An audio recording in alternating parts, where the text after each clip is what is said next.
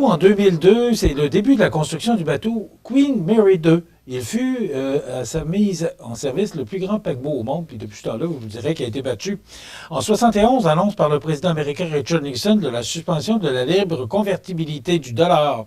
Woodstock, en 69, dans l'État de New York, qui crée l'événement musical, le festival Hippie, réuni pendant près de 3 jours, près de 400 000 personnes pour célébrer l'amour, la paix, la musique. On s'en souvient, hein? Peace and Love. En 1806, c'est la pose de la première pierre de l'Arc de Triomphe à Paris. C'est la fête à Patsy Galland aujourd'hui, elle a 76 ans. Ben Affleck a 52 ans. Et Sylvie Vartan a 80 ans. Et on se souvient du décès le 15 août en 2018 d'Albert Miller, 83 ans, comédien et homme de théâtre. Et Jean-Paul Roy, décédé en 2007, 74 ans, l'homme qui revendiquait l'invention de la poutine. Il y en a plusieurs qui revendiquent cette invention. Il y a beaucoup d'actualités, beaucoup de choses, et il ne me reste que 2 minutes et demie, malheureusement, parce que j'aurais tellement eu de choses à jaser avec vous. Le rendement décevant de 4,2 au cours des 6 premiers mois de 2024 pour la Caisse de dépôt et placement, et c'est un résultat inférieur à celui de son portefeuille de référence, lequel a progressé de 4,6.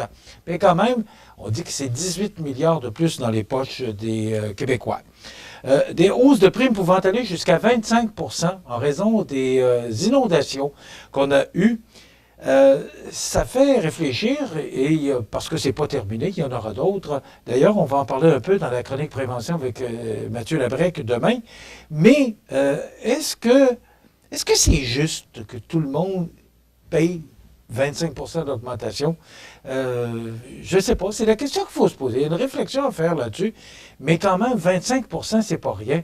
Les compagnies d'assurance qui paient considérablement pour des dégâts, et avec les changements climatiques, j'ai l'impression qu'on n'a pas fini d'en parler. Le gouvernement aussi, on a vu le ministre Bonnardel hier se rendre sur différents sites là, de ces sinistrés. Et, on pense à eux.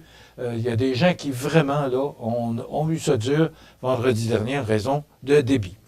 Et sur la scène locale, ben, il y a un chantier en cours sur la 3e avenue. Vous l'avez vu, vous avez entendu sûrement le reportage de Jean Carbonneau.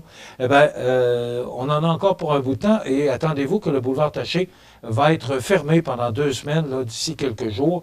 On passera par la rue Saint-Jean-Baptiste, puis on descendra jusque sur Sainte-Brigitte pour les gens qui voudront se rendre vers l'est de Montmagny. Un record pour l'expédition Saint-Laurent. Écoutez, c'est près d'1 tonne qu'on a récolté de déchets sur le bord, sur les rives du fleuve Saint-Laurent. Le dossier de la piscine, on va en parler demain parce que c'est quand même important pour les gens de Kamouraska.